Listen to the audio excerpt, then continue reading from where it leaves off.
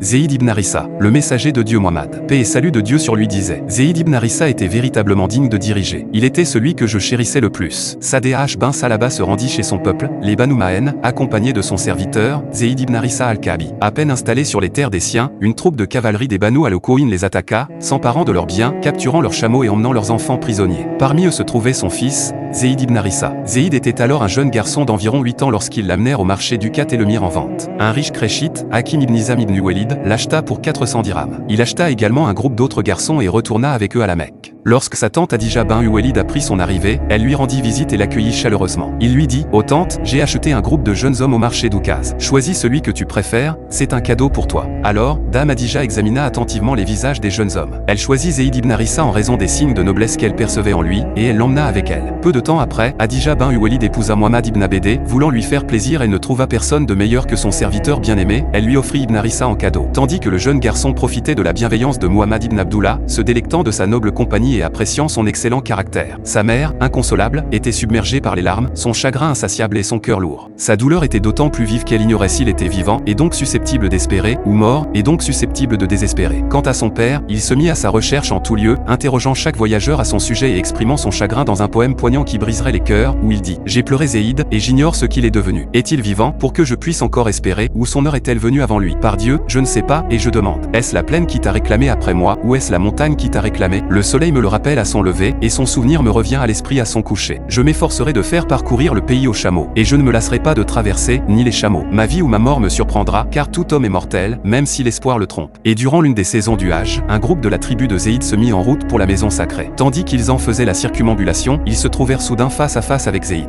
Ils le reconnurent, et il les reconnut. Ils lui posèrent des questions, et il leur en posa également. Une fois leurs rites accomplis et de retour chez eux, ils racontèrent à Harissa ce qu'ils avaient vu et entendu. Alors Harissa prépara rapidement sa monture et chargea suffisamment d'argent pour racheter son fils bien-aimé, la prunelle de ses yeux. Il prit son frère Kabé avec lui, et ensemble ils se mirent en route, hâtant leur voyage vers la Mecque. Arrivés à destination, ils rencontrèrent Muhammad ibn Abdullah et lui dirent « Ô fils d'Abdul Muttalib, vous êtes les voisins de Dieu, vous libérez le captif, tu nourris les affamés et tu aides les affligés. Nous sommes venus te trouver au sujet de notre fils qui est auprès de toi, et nous t'avons apporté suffisamment d'argent pour payer sa libération. Et donc la bonté de nous libérer et de le racheter comme tu le jugeras bon. » Muhammad demanda « Et de qui parles-tu? De quel fils ?» Ils répondirent « Ton serviteur, Zayd ibn Harissa. » Il dit « Y a-t-il quelque chose de mieux pour vous qu'une rançon ?» Ils demandèrent « Quoi donc ?» Il répondit « Je le ferai venir pour vous, et vous pourrez lui laisser le choix entre toi et moi. S'il te choisit, il est à toi sans rien payer. Mais s'il me choisit, je jure par Dieu que je ne me détournerai pas de celui qu'il choisira. » Ils dirent « Tu as été juste, et même trop juste. » Alors Muhammad appela Zayd et lui demanda « Qui sont ces deux-là ?» Il répondit « Voici Abu Harissa ibn Shuraïl, et voici mon oncle Kabé. » Il dit « Je te laisse le choix, si tu le souhaites, tu peux partir avec eux, ou si tu préfères rester avec moi. » Il répondit sans hésiter « Je préfère rester avec vous. » Son père s'écria « Malheur à toi, Zayd. Préfères-tu l'esclavage à ton père et à ta mère? » Il répondit « J'ai vu quelque chose en cet homme, et je ne le quitterai jamais. » Quand Muhammad vit ce qu'il avait vu en Zayd, il le prit par la main et le conduisit à la maison sacrée, la Kaaba. Il le fit placer au milieu devant une assemblée de Quraysh et dit « Aux gens de Quraysh, témoignez que ceci est mon fils, il héritera de moi et j'hériterai de lui. » Son père et son oncle, satisfaits, le confièrent à Muhammad ibn Abdullah, puis retournèrent auprès des leurs, apaisés et sereins. Dès ce jour, Zayd ibn Harissa fut appelé Zayd ibn Muhammad, et il conserva ce nom. Cela dura jusqu'à l'envoi du messager, que la paix et la bénédiction de Dieu soient sur lui, et l'abolition de l'islam prophétique.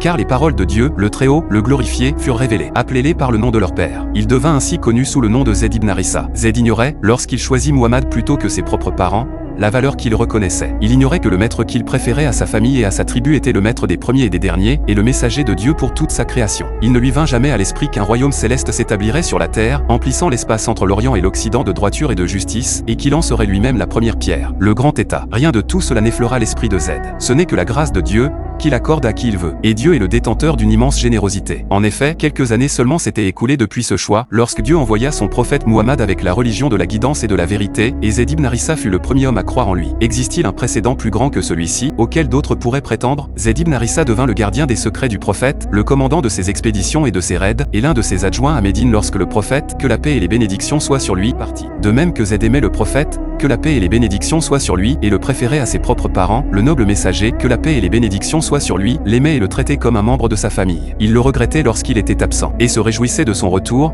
l'accueillant avec une chaleur et une affection inégalées. Voici Aïcha, qu'Allah l'agrée, qui nous décrit la joie du messager d'Allah, que la paix et les bénédictions soient sur lui, en retrouvant Zayd. Zayd ibn Harissa arriva à Médine alors que le messager d'Allah, que la paix et les bénédictions soient sur lui, était chez moi. Il frappa à la porte, et le messager d'Allah, que la paix et les bénédictions soient sur lui, se leva pour aller à sa rencontre, vêtu seulement d'un vêtement qui couvrait son corps du nombril au genou. Il s'approcha de la porte en traînant son vêtement, puis l'embrassa. Par Allah, je n'ai jamais vu le messager d'Allah, que la paix et les bénédictions soient sur lui, nu, ni avant ni après cela. La renommée de l'amour du prophète pour Z se répandit parmi les musulmans, qui l'appelèrent Z Aloub, Z le bien-aimé, et lui donnèrent le titre de Ibi Rasulullah, bien-aimé du messager de Dieu. Et ils donnèrent à son fils, Osama, le titre de Ubi Rasulullah wa Ibn Uba, bien-aimé du messager de Dieu et fils de son bien-aimé. Et la 8e année de l'Hégire, Dieu, exalté soit sa sagesse, voulut éprouver son bien-aimé en le séparant de sa bien-aimée. En effet, le messager, que la paix et les bénédictions de Dieu soient sur lui, envoya Al-Haris ibn Umer al-Asdiya avec une lettre au roi de Bousra, l'invitant à l'islam. Lorsqu'Al-Haris arriva à Mutash, à l'est du Jourdain, un prince Ghassaasina, Shourabil ibn Monsieur, l'intercepta, le saisit, le ligota solidement, puis le fit venir et le frappa à la nuque. Ce fut un grand désarroi pour le prophète, que la paix et les bénédictions de Dieu soient sur lui,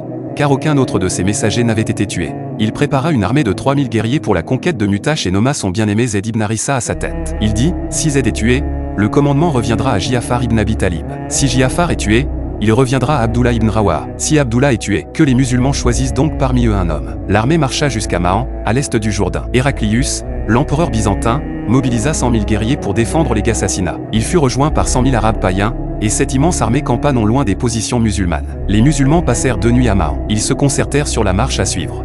L'un d'eux dit, écrivons au messager de Dieu, que la paix et les bénédictions soient sur lui, pour l'informer du nombre de nos ennemis et attendons ses instructions. Un autre dit, par Dieu, aux gens, nous ne combattons ni par le nombre, ni par la force, ni par l'abondance, mais par notre religion. Alors, poursuivez votre mission. Et Dieu vous garantit la victoire, sous 2 formes. La victoire, ou le martyr. Les 2 armées s'affrontèrent alors sur les terres de Mutash. Les musulmans livrèrent une bataille qui stupéfia les Romains et les remplit d'admiration devant ces 3000 hommes qui avaient tenu tête à leur armée de 200 000. Zayd ibn Harissa combattit pour la bannière du messager de Dieu, que la paix et les bénédictions soient sur lui, avec une férocité sans pareille dans l'histoire. Il accomplit des actes héroïques, jusqu'à ce que des centaines de lances lui transpercent le corps, il tombe à raide mort, baignant dans son sang. Ja'far ibn Abi Talib prit alors l'étendard et combattit avec acharnement pour le défendre jusqu'à rejoindre son compagnon. Abdullah ibn Rawaha prit ensuite l'étendard et combattit vaillamment pour le défendre jusqu'à subir le même sort que ses 2 compagnons. Le peuple nomma alors Ali ibn Walid commandant un nouveau converti à l'islam et celui-ci se retira avec l'armée, la sauvant d'une annihilation certaine. La nouvelle de la bataille de Mutash et du martyre de ces 3 commandants parvint au messager d'Allah, que la paix et les bénédictions soient sur lui, et il fut saisi d'une douleur qu'il n'avait jamais connue. Il se rendit auprès de leur famille pour leur présenter ses condoléances. Lorsqu'il arriva chez Zayd ibn Harissa,